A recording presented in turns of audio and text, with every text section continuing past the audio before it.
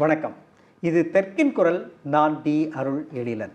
ஆட்சிக்கு வந்துள்ள விஜய் அவர்கள் தனது ஆட்சியை நிலைநிறுத்திக் கொள்வதற்காக குதிரை பேரங்களில் ஈடுபட்டு வருகிறார்.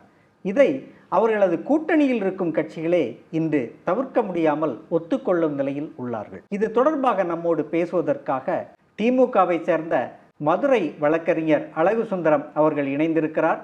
அவரோடு பேசுவோம். வணக்கம்.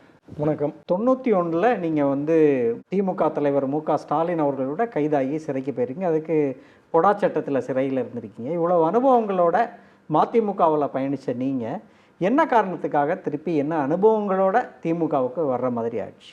திராவிட முன்னேற்ற கழகத்தில் கல்லூரி காலத்திலிருந்தே ஒரு மாணவ பருவத்திலிருந்து பணியாற்றி கொண்டிருந்த நான் 1990களில் அன்றைய கோபால்சாமி அவர்களுடைய வீறு கொண்ட தமிழீழ பேச்சால் ஈர்க்கப்பட்டு மறுமலர்ச்சி திராவிட முன்னேற்ற கழகத்துக்கு போய் அதற்கு பிறகு மண்குதிரையை நம்பி நற்றாற்றில் இறங்கியதைப் போல காகித கப்பலில் பயணித்து கச்சத்தீவை மீட்க போகிறேங்கிற மாதிரி அவருடைய நடவடிக்கைகள் எல்லாமே முன்னுக்கு பின் முரணாக முனைமழுங்கி போன காரணத்தினால் அதில் உச்சக்கட்டமாக சமீப காலமாக திராவிட முன்னேற்ற கழகத்தினுடைய தலைவர் கலைஞர் அவர்கள் எனக்கு துணையாக இருந்த மாதிரி தம்பிக்கு நீங்கள் இருக்கணும்னு சொன்னார்னு சொல்லிட்டு, ஆனால் இப்போ எடுத்திருக்கிற அந்த நடவடிக்கைகள் பூராமே முரண்பாடுகளாக இருந்த காரணத்தினால மறுமலர்ச்சி திராவிட முன்னேற்ற கழகத்திலிருந்து தாய் கழகமான திராவிட முன்னேற்ற கழகத்திற்கு மனம் திருந்திய மைந்தனாக மீண்டும் நான் வந்திருக்கிறேன்.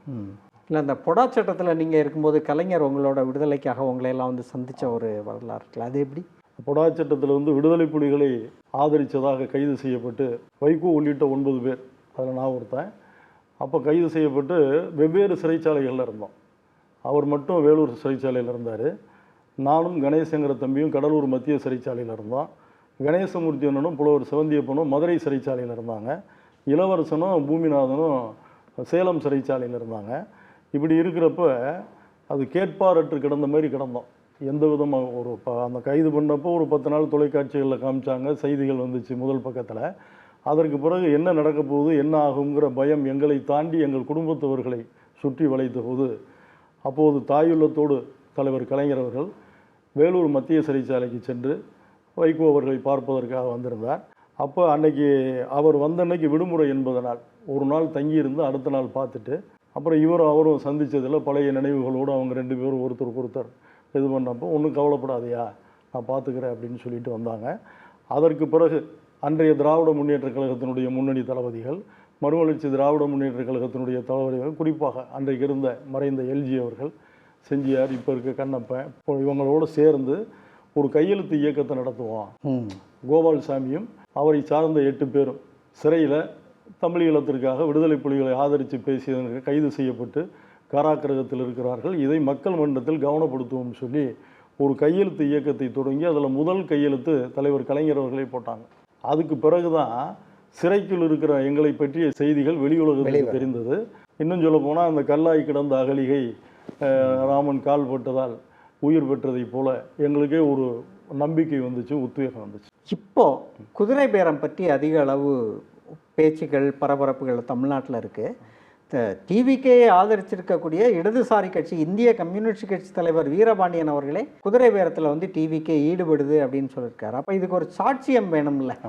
நீதிமன்றத்துக்கு போயிருக்காங்க வழக்கு கேட்டு, அதில் சாட்சியமாக இதுக்கு என்ன ஆதாரம் அப்படின்னு கேட்கும்போது ஆதாரம் வைகோவோட பேச்சு தான் அப்படின்னு சொல்லியிருக்காங்க. இதை எப்படி பார்க்குறீங்க? அதாவது ஒரு அறைக்குள் 4 சுவர்களுக்குள் தாவேகாவினுடைய தலைவர் இன்றைய தமிழ்நாட்டினுடைய முதலமைச்சர் ஜோசப் விஜயும் மறுமலர்ச்சி திமுகவினுடைய பொதுச் செயலாளர் வைகோ அவர்களும் பேசி கொண்டதை தலைநகர் சென்னையில் நடந்த அந்த கட்சியினுடைய மதிமுகவினுடைய பொதுக்குழுவிலே வைகோ பேசியிருக்காரு. எங்கள் எம்எல்ஏ 2 பேர், கடையநல்லூர் திமுக சின்னத்தில் வெற்றி பெற்றிருக்கிற திமுகவின் சட்டமன்ற உறுப்பினர் வழக்கறிஞர் திமு ராஜேந்திரன், அதே போல சீர்காழியிலே வெற்றி பெற்றிருக்கிற வழக்கறிஞர் செந்தில் செல்வன், இந்த 2 பேரையும் ராஜினாமா பண்ண சொன்னார். ராஜினாமா பண்ண சொல்லிட்டு மீண்டும் தாவைக்கால நீக்க சொன்னாருங்கிறத அவரே பொதுக்குழுவிலையும் பேசுகிறாரு. பொதுக்குழு முடிந்ததற்கு பிறகு செய்தியாளர்கள் சந்திப்பில் சொல்கிறாரு. அதற்கு பிறகு அவங்க அதுக்கு ஒத்துக்கிறாதனால பொதுக்குழுவுக்கும் போகல, உயர்நிலை குழு கூட்டத்துக்கும் போகல. நாங்கள் திராவிட முன்னேற்ற கழகத்தினுடைய சட்டமன்ற உறுப்பினர்கள்னு பத்திரிகைக்கு பேட்டி கொடுத்தாங்க. அவருக்கும் கடிதம் எழுதிட்டாங்க. ஆக வெளிப்படையாக தமிழ்நாட்டினுடைய ஒரு மூத்த அரசியல் தலைவர், ஒரு கற்றறிந்த வழக்கறிஞர் அறைக்குள் பேச வேண்டிய அந்த செய்தியை, பேசிய செய்தியை பொதுவெளியில் சொன்னதன் மூலமாக இன்றைக்கு தாவேகா தன்னுடைய ஆட்சியை தக்க வைப்பதற்கும் தொடர்ந்து நடத்துவதற்கும் குதிரை பேரத்தில் ஈடுபட்டது என்பதை வைகோ வெளிப்படையாக ஒப்புக்கொண்டிருக்கிறார். அதனால்தான் திராவிட முன்னேற்ற கழகத்தினுடைய தலைமை அமைப்பு செயலாளர் வழக்கறிஞர் RS பாரதி மூலமாக 1க்கு 2 முறை, நேற்றைக்கு கூட ஆளுநரை பார்த்து திமுகவினுடைய வழக்கறிஞர்கள் வைகோ மேலே எஃப்ஐஆரை போடணும், இதுக்கு போதுமான ஆதாரங்கள் இருக்கிறது, இது ககன்சிபிள் அஃபென்ஸ்ன்னு சொல்லி எஃப்ஐஆரை போட சொல்லியிருக்கிறாங்க. ஆகையினால் குதிரை பேரம் நடக்கிறது தாவேக ஆட்சியில் தொடர்ந்து நடைபெற்று கொண்டிருக்கிறது என்பதற்கு முதல் சாட்சி வைகோ தான். இப்போ இதில் அதிமுகவிலேருந்து ஒரு 4-5 பேர் போயிருக்காங்க, அவங்க பதவியை ரிசைன் பண்ணிட்டாங்க அப்படின்னா அது என்னதான் இருந்தாலும் அது அவங்க அதிமுக உறுப்பினர்கள், அவங்களுக்கு ஒரு எக்ஸ்பீரியன்ஸ் இருக்குது, ரிசைன் பண்ணிட்டாங்க. ஆனால் வைகோ ரிசைன் பண்ண சொன்னது உதயசூரியனில் போட்டி போட்ட 2 உறுப்பினர்கள். இந்த மனநிலை என்ன சொல்லுது? ஆமாம், அவரை பொறுத்தவரையிலும் எங்கே போனாலும் தான் தான் முன்னாடி இருக்கணும்னு நினைப்பார். உதாரணத்துக்கு தான் மட்டுமே சிறந்த பேச்சாளர், தான் மட்டுமே சிறந்த எழுத்தாளர், தான் மட்டுமே சிறந்த ராஜதந்திரி, தனக்கு மட்டுமே தெரியும்னு சொல்லி தன்னுடைய உயரம் தெரியாமல், தன்னுடைய கட்சியினுடைய நிலைமையும் தெரியாமல், இப்படி சரியான நேரத்தில் தவறான முடிவுகளை அடுத்தடுத்து எடுப்பார். ஒரு உதாரணத்துக்கு 2016 மக்கள் நல கூட்டணி, அந்த மக்கள் நல கூட்டணியில் வந்து யார் ஒருங்கிணைப்பாளராக இருக்குது, எப்படி இன்றைக்கி தாவேகா தலைமையில் ஒரு கூட்டணி உருவானால் அதில் ஒருங்கிணைப்பாளர் யாரை போடுறதுங்கிறதுக்குள்ள ஒரு பெரிய விவாதம் பட்டிமன்றமே நடந்துகிட்டு இருக்கு.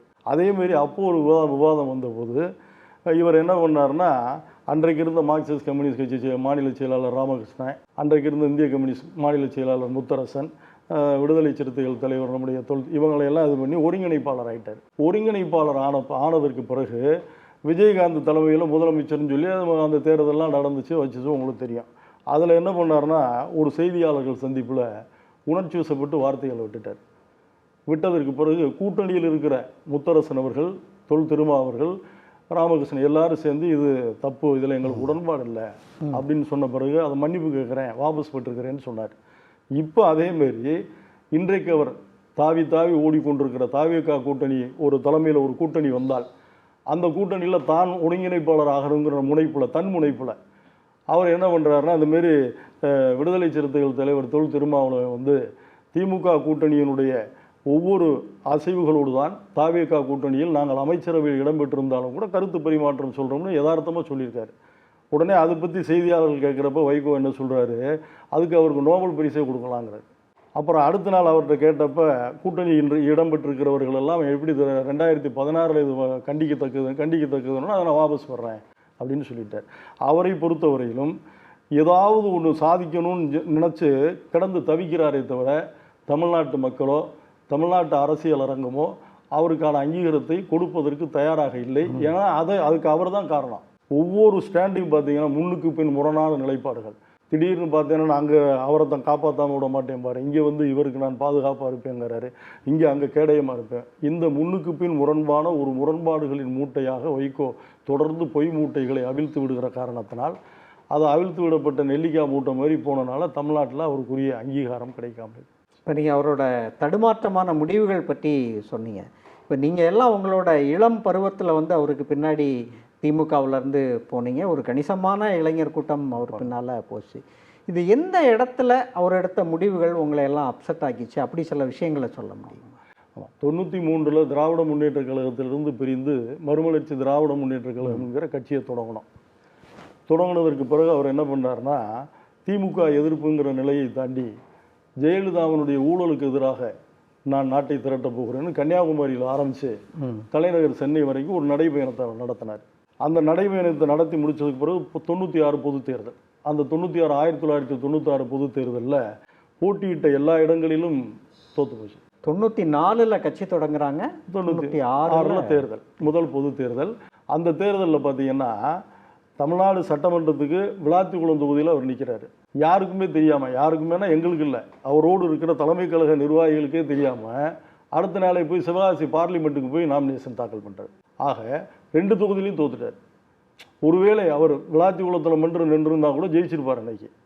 இந்த இப்படி போயிட்டே இருக்கப்போ பார்த்தீங்கன்னா 96 எல்லா தொகுதிகளிலும் தோற்றதற்கு பிறகு இடையில் வந்து இனி தனியாக கட்சி நடத்த முடியாதுன்னு அவராக ஒரு முடிவு எடுத்துக்கிட்டு யாரை எதிர்த்து எந்த ஜெயலலிதாவிற்கு எதிராக கன்னியாகுமரியிலிருந்து தலைநகர் சென்னை வரையிலும் ஊழலுக்கு எதிராக பேரணி நடத்தினாரோ அடுத்த 98 1998 நாடாளுமன்ற தேர்தலில் அவங்களோட போய் கூட்டணி வச்சுக்கிட்டார்.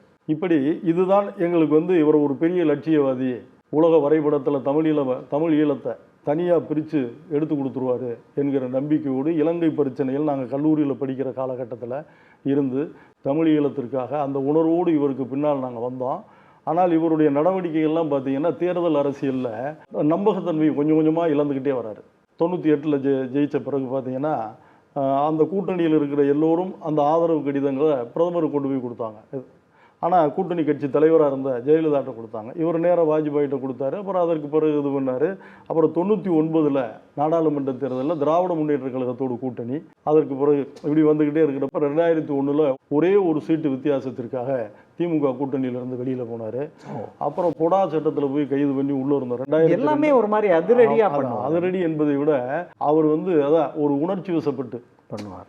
அதாவது ஒரு எமோஷனல் ஆரேட்டர். அவர் விளைவுகளை பற்றி யோசிக்காம தனக்கு பின்னால் இவ்வளோ பேர் இருக்கிறாங்க, தன்னை நம்பி இத்தனை தலைகரத்துக்கு வந்தாங்க அப்படிங்கிறதெல்லாம் விட்டுட்டு பார்த்தீங்கன்னா 2002 பொடா சட்டத்தில் கைது செய்யப்பட்டு உள்ளே இருக்கோம்.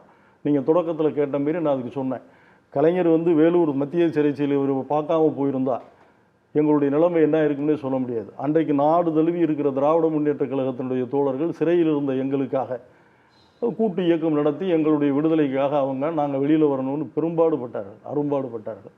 ஆனால் அதுக்கு அடுத்த தேர்தலில் 2006 அதிமுகவோட போய் கூட்டணி வச்சுக்கிட்டு 2004 பொடா சட்டத்திலிருந்து விடுதலையாகி நாங்கள் வெளியில் வந்த பிறகு நீங்கள் நேராக வீட்டுக்கு போகக்கூடாது, நேராக அறிவாலயத்தில் போய் அண்ணனை பார்த்து தலைவர் கலைஞர் அவர்களை பார்த்து ஆசீர்வாதம் வாங்கிட்டு தான் நீங்கள் வீட்டுக்கு போகணுன்னு சொன்னார்.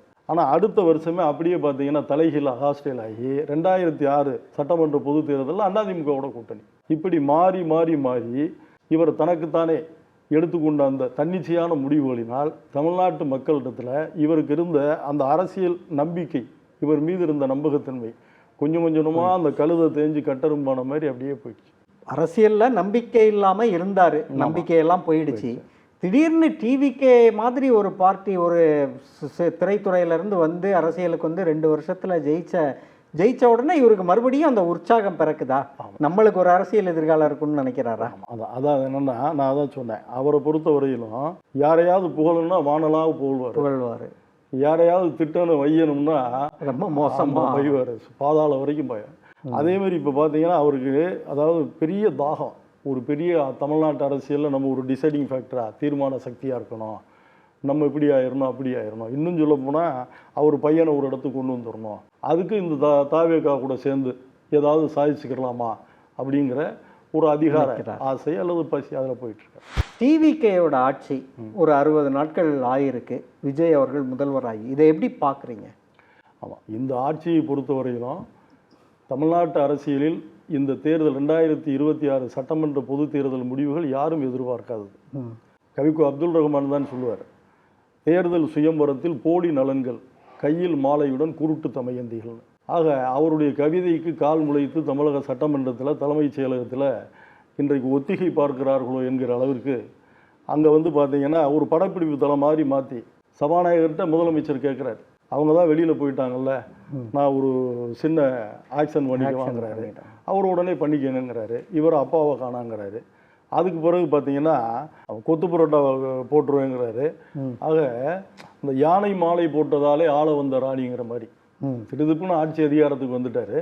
வந்ததற்கு பிறகு எதை எப்படி எங்கே செய்வதென்று கற்றுக்கொள்வதற்கு கூட விரும்பாமல் தான் நினைச்சதெல்லாம் எடுத்தேன் கவுத்தேன்னு சொல்லி எப்பேற்பட்ட தமிழ்நாடு சட்டமன்றம் நமக்கெல்லாம் தெரியும், பெரிய பெரிய தலைவர்கள், குறிப்பாக பேரறிஞர் பெருந்தகை அண்ணா, அவரை பார்த்து இன்றைக்கு இவர்கள் எப்படி நம்முடைய திராவிட முன்னேற்ற கழகத்தினுடைய தலைவர் தளபதி ஸ்டாலின் அவர்களை பார்த்து ஏளனமும் ஏகடியமும் பேசுகிறார்களோ அதே போல் அன்றைக்கு காங்கிரஸ் கட்சியினுடைய தலைவர்கள் அண்ணாவை பார்த்து கேலி பேசுகிறாங்க.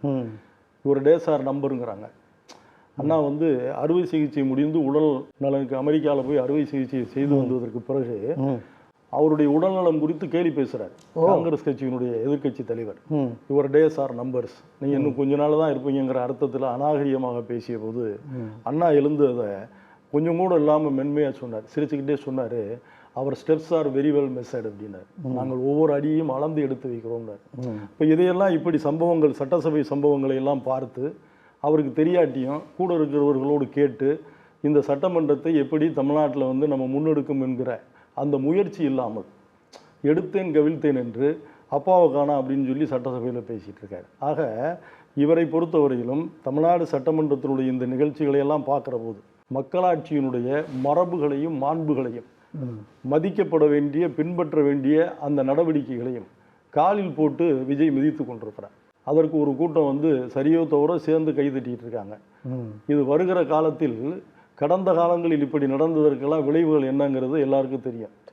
ஆக வரலாறு திரும்பும் என்பதை விஜய்க்கு இந்த பேட்டியின் மூலமாக நான் நினைவுபடுத்த வேண்டும். ஸோ ஒரு நாகரிக அரசியல் தான் ரொம்ப எதிரும் புதிருமாக அதிமுகவும் திமுகவும் இருந்தாலும் கூட ரொம்ப பெரிய இந்த அளவுக்கு மோசமான ஒரு சூழல் இருந்ததில்லை. வார்த்தைகள் அநாகரிகமான பேச்சுக்கள் வார்த்தைகள்ல இப்போ வந்து எதிர்கட்சியினரும் பார்த்தீங்கன்னா அவரை மாதிரியே கோபத்தில் இளைஞர்கள் நிறைய பேர் அப்படி பேசுறத பார்க்குறோம். ஆனால் இதுக்கு காரணம் விஜய் தான் இல்லையா? அப்போ அவரே இந்த அரசியல் கலாச்சாரம் இப்படி மாறட்டும் அப்படின்னு நினைக்கிறாரா?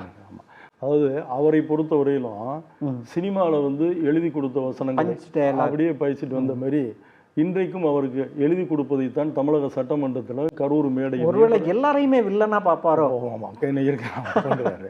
அப்படி இருக்கிற போது நீங்கள் சொன்ன மாதிரி அவர் ஒவ்வொரு விசைக்கும் சமமான எதிர்விசை உண்டு என்பதை போல திராவிட முன்னேற்ற கழகத்தை சீண்டி பார்க்க முற்பட்ட போதும் தமிழ்நாட்டினுடைய சட்டமன்றத்தில் கவர்னர் உரைக்கு நன்றி சொல்கிறதுக்கு முன்னாடியும் சரி தொடக்க கூட்டத்திலையும் சரி எதிர்க்கட்சி தலைவராக திராவிட முன்னேற்ற கழகத்தினுடைய இளைஞரணி செயலாளர் தமிழ்நாடு எதிர்க்கட்சி தலைவர் மிகவும் நிதானமாகவும் மென்மையாகவும் போக்கை கடைபிடித்து நம்ம என்ன பண்ணணும், குறிப்பாக வந்து மேகதாதுவிலெல்லாம் ஆளுங்கட்சியினுடைய இந்த தீர்மானத்தை நாங்கள் ஆதரிக்கிறோம், ஆனாலும் வருகிற காலத்தில் எதிர்காலத்தில் தஞ்சை காவிரி டெல்டா பகுதி பட்டு போகாமல் இருப்பதற்கு அரசு எடுக்க வேண்டிய நடவடிக்கையில் இந்த தீர்மானத்தை சேர்த்துக்கிறோம் அப்படின்னு அவர் சொல்கிறாருன்னா இதை பார்த்தாவது இதற்கு பின்னராவது எதிர்கட்சியை பார்த்து தான் ஆளுங்கட்சி கற்றுக்கணும். எதிர்கட்சி என்பது சட்டமன்றம் நாடாளுமன்றங்களை பொறுத்தவரையிலும் அது ஒரு நிழல் முதலமைச்சர் தான் அவர். ஆக முதலமைச்சராக இருக்கிற விஜய் இன்றைக்கு நிழல் முதலமைச்சராக இருக்கிற எதிர்க்கட்சி தலைவர் உதயநிதி ஸ்டாலின் அவர்களிடத்திலே கற்றுக்கொள்வதற்கும் பெற்றுக்கொள்வதற்கும் நிறைய இருக்கிறது என்கிற வகையில் அவருடைய நடவடிக்கைகள் இருக்குது. அதை பார்த்தாவது விஜய் அதை ஒரு முன்மாதிரியாக பின்பற்றணும். இப்போ காவிரி மேட்டூரில் தண்ணி இல்லை. ஜூன் 12ஆம் தேதி திறக்கப்பட வேண்டிய டெல்டா பாசனத்துக்கு தண்ணி திறக்கல. இப்போ ஒரு மாதம் தாண்டி போயிடுச்சு. நிறைய வயல்கள் காஞ்சி போக ஆரம்பிக்குது, பயிர்கள். இது எப்படி இருக்கும்? இதோட எல்னினோ விளைவுகள் அப்படின்றாங்க. இது என்ன பின் விளைவுகளை உருவாக்கும்? என்ன பண்ண போகிறோம்? ஏற்கனவே காவிரி பிரச்சனை வந்து கேள்விக்குறியாக இருக்குங்கிறது நமக்கு எல்லாருக்கும் தெரியும். ஆனால் இந்த வருடம் நீங்கள் குறிப்பிட்டதை போல ஜூன் 12 மேட்டூர் அணை திறக்கல. இன்னைக்கு ஜூலை 14 ஆயிடுச்சு, வாய்ப்பில்லை. ஆனால் இன்றில்லாவிட்டால் நாளை திறப்பார்கள் என்கிற நம்பிக்கையோடு பருவமழையை நம்பி கடனை உடனே வாங்கி வயலில் நட்டு கொண்டிருக்கிற அந்த இதுவும் பாசனம் இல்லாமல் குறுவை பயிர்கள் பாலமாக பிளந்து கிடக்கு.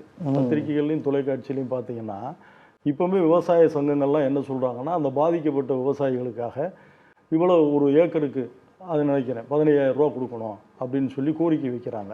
நீங்கள் சொன்ன மாதிரி உலகளவில் இந்த சுற்றுச்சூழல் இதெல்லாம் வர்றதை பார்க்கும்போது எதிர்காலத்தில் காவிரி டெல்டாவினுடைய எதிர்காலம் என்பதை விட தமிழ்நாட்டினுடைய நெற்களஞ்சியமாக இருக்கிற அந்த பிரிக்கப்படாத தஞ்சை மாவட்டத்தினுடைய எதிர்காலமே கேள்விக்குறியாயிருக்கு. அதனால தான் இந்த மேகதாதுவில் வந்து அணை கட்டிட்டாங்கன்னு வச்சுக்கோங்க, ஏதோ கொஞ்சம் கொஞ்சம் வந்துகிட்டு இருக்கு, சர்ப்ளஸ் வாட்டர் மாதிரி உபரி தண்ணீர் மாதிரி வருது. இதையும் தடுத்து விட்டார்கள் என்றால் பாலைவனமாக போகும். ஆமாம், ஒரு காலத்தில் வந்து படகளை கடந்த காவிரியை கொள்ளிடத்தை இனி ஒட்டகத்தில் கடக்க வேண்டிய நிலைக்கு வந்து விடுவோமோ என்கிற அளவிற்கு அது இருண்ட நிலையை நோக்கி போய் கொண்டிருக்கிறது. அதற்கு தமிழ்நாட்டில் இருக்கிற அனைத்து கட்சிகளோடு உரிய நேரத்தில் உரிய ஆலோசனைகளை செய்து தமிழ்நாட்டு முதலமைச்சர் குறிப்பாக எதிர்க்கட்சியாக இருக்கிற திராவிட முன்னேற்ற கழகத்தோடு உட்கார்ந்து பேசி நல்ல முடிவுகளை எடுக்க வேண்டும் என்பது கருத்து. சார், முன்னாடியெல்லாம் வந்து இந்த தண்ணீர், தமிழ்நாட்டுக்கான தண்ணீர் ஒரு சென்சிட்டிவான ஒரு பிரச்சனையாக இருந்தது. இப்போ வந்து அது வந்து அப்படி ஒரு இடத்துல அது இல்லாமல் அதோட வேகத்தை குறைக்கிறாங்களா? அதாவது முன்னாடி பார்த்தீங்கன்னா காவிரி பிரச்சனைனால அங்கே உள்ள தமிழர்களை அவங்க தாக்குவாங்க, அதேமாதிரி இங்கே கடையெடுப்பு நடத்துவோம், இங்கே பந்து அந்த மாதிரி இருக்கும். ஆனால் இன்றைக்கி என்னென்னா காவிரியில் அவங்க என்ன சொல்கிறாங்கன்னா கர்நாடக தரப்பில் தண்ணி இல்லை, மழை பெஞ்சுன்னா நாங்கள் திறந்து விட்டுருவோம் அப்படின்னு சொல்கிறாங்க. இதுக்கிடையில் நடுவர் மன்றம் அளித்த தீர்ப்புகள் எல்லாமே பார்த்து பண்ணும்போது கூட தமிழ்நாட்டில் இருக்கிற விவசாயிகளும் முன்னாடி மாதிரி ஒரு வீரியத்தோடு போராடுவதற்கான அல்லது போராட்டங்களை முன்னெடுப்பதற்கான மனநிலையில் அவர்களும் இல்லை என்பதுதான் உண்மை. அது எதனால் அப்படி?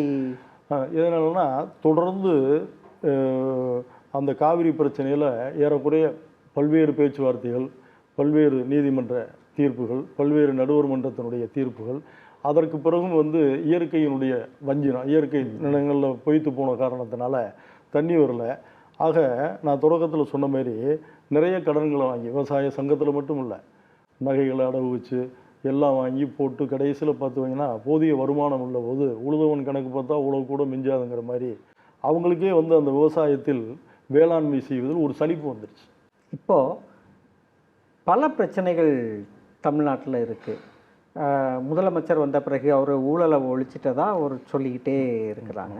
மக்கள் சந்திக்கக்கூடிய பிரச்சனைகள் என்ன அப்படின்னு நீங்கள் நினைக்கிறீங்க? ஆமாம், விஜய் முதலமைச்சரான பிறகு ஊழலை ஒழிச்சிட்டு தான் அவங்களாம் தம்பட்டம் அடிச்சுக்கிறாங்களே தவிர, விஜய் ஆட்சியில் தமிழ்நாடு முழுவதும் உள்ள நீதிமன்றங்களில், மாவட்ட நீதிமன்றங்களில், சார் நீதிமன்றங்களில், அந்த நீதிமன்றங்களெல்லாம் அரசு வழக்கறிஞர் நியமனத்திற்கு பல கோடி லட்சக்கணக்கில் வாங்கிட்டு போட்டிருக்காங்கன்னா அவங்க கட்சிகளை சார்ந்த வழக்கறிஞர்களே நீதிமன்றத்தில் வழக்கு போட்டிருக்காங்க, பத்திரிகை ஊடகங்களில் பேட்டி கொடுக்குறாங்க. ஆக அதையும் தாண்டி பார்த்தீங்கன்னா பல்வேறு அரசாங்கங்கள், அவர் கரூரில் சொல்கிறாரு, லஞ்சம் கேட்குறாங்களா அண்ணன் பேரை சொல்லுங்கிறாரு. ஆனால் இன்றைக்கும் பத்திரப்பதிவுத்துறையில், இன்றைக்கும் வருவாய்த்துறையில் தள்ள வேண்டியதை தள்ளினால்தான் கதவு திறக்கப்படுகிறது என்பது தான் உண்மை. ஆமாம், ஊழல் ஒன்றும் ஊழல் 60 நாளில் ஊழல் மாறிடுச்சுங்கிறதெல்லாம் அவங்களே அவங்களுக்கு செய்து கொள்கிற வைத்தியர்களுக்கு இந்த பேண்டேட் ஓட்டின கதை தானே தவிர, எல்லா அரசு அலுவலகங்களிலும் அவங்க என்ன நினைக்கிறாங்களோ அதை செஞ்சால் தான் அரசு அதிகாரிகள் செயல்படுகிற போக்கு தான் இன்றைக்கும் இருக்கு. ஆனால் விஜய் அவர்களை பொறுத்த வரைக்கும் ஒரு சோசியல் மீடியாவை வச்சு நிறைய வீடியோ தயாரிக்கிறதன் மூலமாக ஒரு பிரச்சாரம் மட்டும்தான் செய்கிறாங்க. ரீல்ஸ். ஆமாம், அதான் அது என்னென்னா, மதுரையில் அந்த காலத்தில் பார்த்தீங்கன்னா central theatre, new cinema, imperial தேட்டர்ன்னு இருக்கும். அப்போல்லாம் இவ்வளோ இந்த ஊடக வெளிச்சங்கள் இருக்காது. அப்போ ட்ரை சைக்கிளில் அந்த படத்தை விளம்பரம் பண்ணுறதுக்கு அனௌன்ஸ் பண்ணிட்டே போவாங்க. அப்படி அனௌன்ஸ் பண்ணிட்டே போகும்போது மக்கள் எங்கே கூடுறாங்களோ, முச்சந்தி, பஸ் ஸ்டாண்டு, மார்க்கெட்டு, அங்கே போய் நிப்பாட்டிட்டு ஒருத்தர் அனௌன்ஸ் பண்ணுவார். அப்போ சொல்லுவார், கட்டழகி, கண்ணழகி, காந்தாரி, ஒய்யாரி, 16 வயது பருவச்சிட்டு எங்கள் நாடகத்தில் 30 ஆண்டுகளாக கதாநாயகம்பார். அவள் 16 வயது பருவச்சிட்டு 30 வருஷமானால் அந்த அம்மாவுக்கு 46 வயசு.